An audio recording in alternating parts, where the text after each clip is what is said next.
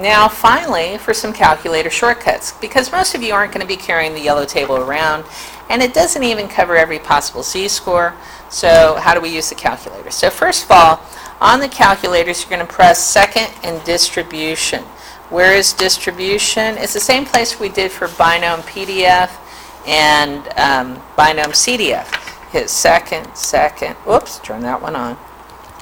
Second, and see that vars, the white, and I'll hit vars here. And you can see pretty much the same menu. So press second and distribution, bad teacher, and then press 2, number 2, which is normal CDF. So you can see it right there, normal CDF right here. We never use PDF, so don't worry about that one. So I'm going to press 2 on both calculators. There's a reason I'm showing it to you on 2 calculators. That's why. Some of the calculators are a little more old-fashioned, and they will put, you have to put the numbers in with comma. Some of them are fancier, and they'll say, oh, that's your lower z-score, and that's your upper z-score. So it gives you a little more help. So you can tell the first number here is the lower z-score, and the second one is the upper z-score. All right, so how does this help us out? It's great at determining in-between probabilities. So on here, my z-scores, when I was trying to do between 0.42 and 1.25, oh, I can just do 0.42 and 1.25. Leave those as 0 and 1. Don't change them. That's meant for z-scores. And you'll see a bunch of numbers hit it there, and you hit enter. And what did I get? So I said normal CDF. And really all you need to do is have the 2 z-scores in order, 0.42 and 1.25. And I got 0.23159. Now if I rounded that to match, well, if I rounded it to 4 decimal places, see, it matches, and it's 23.16%. So I got the same answer as the table. All right. Now if you had the more old-fashioned calculator, you actually have to put the comma in. So 0.42 comma 1.25, close parentheses, hit enter. And there you go, 0.23159. Okay, and some extra numbers that I'm going to not worry about.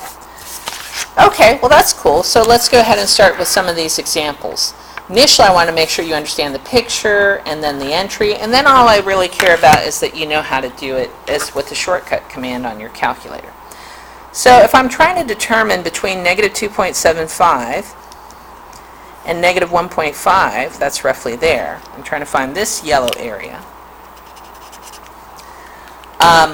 What should I plug in the calculator? Well, hopefully you're figuring out, oh, it's negative 2.75 and negative 1.5. I just do that. And you would be right. It's that easy. So second, distribution, normal CDF, which is 2.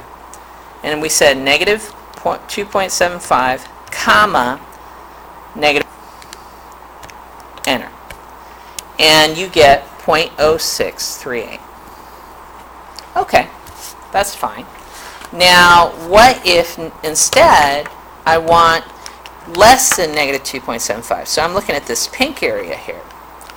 What could I do there? Well, I could actually go look it up on the table for z-score negative 2.75, and you're going to find out it gives you this on the table. Negative 2.75, 2.75, there it is, 0.030. Okay. But what if you said, I don't have a table and I'd just rather use my calculator? Well, where does the left end of the pink area start? Well, technically this graph goes on forever.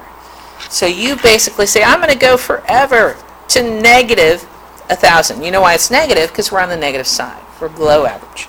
So I can actually say, do this, negative 1,000 to negative 2.75, and it will give me that left side. Because the reason I had trouble is that one z-score for that problem. So I have to say start at negative 1,000, and I picked 1,000. You could probably get by with 100.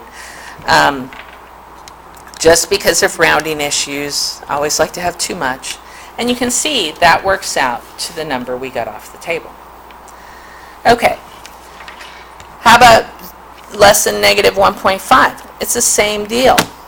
it's negative 1,000, negative 1.5. So I'll use the fancier calculator so that you can see what that looks like. So I'll go second distribution, normal CDF, negative 1,000, and negative 1.5. And I get, right here, 0.0668. By the way, this negative 1.5668 is the pink and the yellow together. This is the yellow, that's the pink. See how they add up and they match. All right, now we're getting pretty good at this. Negative 1.2 is right here, and 1.6 is roughly here. And we want to find this probability. Same issue. Just do normal CDF from negative 1.2 to 1.6. So I'll do it on the old one. Second distribution, normal CDF, negative 1.2, all the way up to positive 1.6. And you get 0.8301. By the way, I'm doing these 4 decimal places because most of the WebAssign wants 4 decimal places, so might as well practice. Okay, now here's a question though. How would I do it for greater than negative 1.2? Or, so that would be all the way over here, including this piece, right? Wouldn't that include that piece too? So, if I'm going all the way to the right, how far should I go? Let's go ahead and just go all the way to 1,000. So you do negative 1.2 and 1,000, right? And I go second distribution, normal CDF, negative 1.2, comma 1,000, enter, and I get 0.8849. What happens if you mix the numbers up in order? It's going to actually give you a negative. You'd think it would be figure it out, but it doesn't. This one would be negative 1,000 to negative 1.2. This one would be a negative 1,000 because it's less than, right? And you can see the arrow is always pointing towards which side the 1,000 or negative 1,000 goes on. Here it's 1.6, and then finally this would be 1.6 to 1,000, and I trust you can use your calculator to solve that.